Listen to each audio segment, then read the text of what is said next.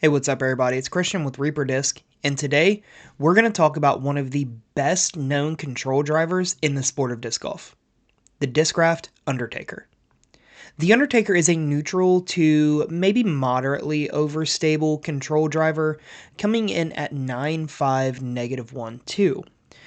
The Undertaker is like I said, it's a neutral, maybe even slightly overstable if anything, but it is known for long, straight flights with a good, reliable, but yet gentle finish. It's very easy to control and very useful for all skill sets and skill levels.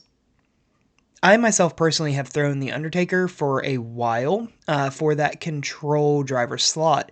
It held a place in my bag for a very long time, and it was a disc that I trusted a whole lot. So, needless to say, when I got this thing out on the test field, I wasn't really surprised with what I found. However, it did kind of remind me why it spent so long in the bag. The thing is, it's a work of art and a beauty to watch it fly. I still have yet to quite find anything that flies exactly like an Undertaker does, with just the right amount of turn, with that good, gentle, but yet still reliable fade at the end of almost every single flight.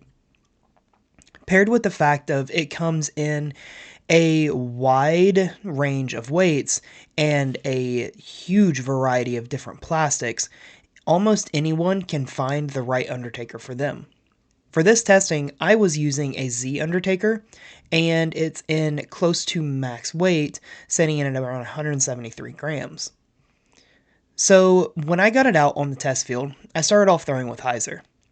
On a Hyzer, it did have a flip up to flat, never turned over though. Instead, it just had a really long straight flight. It rode straight for a majority of the flight before having a nice gentle fade back to the left. The Hyzer finish on this disc was very mild, it wasn't dumpy, and it felt like it continued to push forward as it did fade. On a flat release, it stayed flat, but it did get a lot of left and right drifting flight.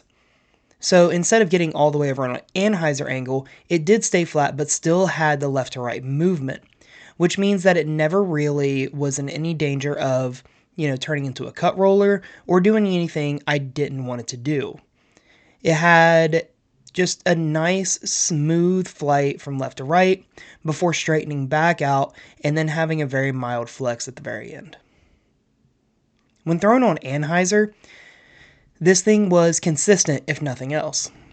When I released it high with a fair amount of Anhyzer angle, and it came up or went up and then came back down on the exact same angle. When it hit the ground, it was, in the same orientation on Anhyzer as when I released it. It never got more turnover or threatened really to fade out at the very end. It never even really wanted to get back to flat. When I released it, it stayed on the exact same angle for the entire flight. There wasn't too much ground action, but there wasn't also a lot of distance here. However, I wasn't really aiming for distance with this shot. This is one of those I'm just imagining having to Anhyzer something around like a rather large tree or other such obstacle. When thrown power, it had a very quick flip to turnover and had an incredible forward push for the entire flight. It had a very mild flex back at the end, but the thing that really stuck out to me was just how much this thing pushed forward as it was going through the air. It never really got to like a massive turnover angle. The Anhyzer that it eventually did get over to was kind of there, but wasn't really exaggerated either. It had enough to keep it turned over pretty well for a majority of the flight, with that nice mild Hyzer finish right at the very end. All in all, in conclusion, I think the Undertaker is one of the best control drivers in the entire game. There is a reason that this is a signature disc of both Paige Pierce and Paul Macbeth, rather in two different plastics, but you get what I'm saying. If it's good enough for both of those, arguably the best male and female disc golfers in the current time, It's good enough for just about anyone.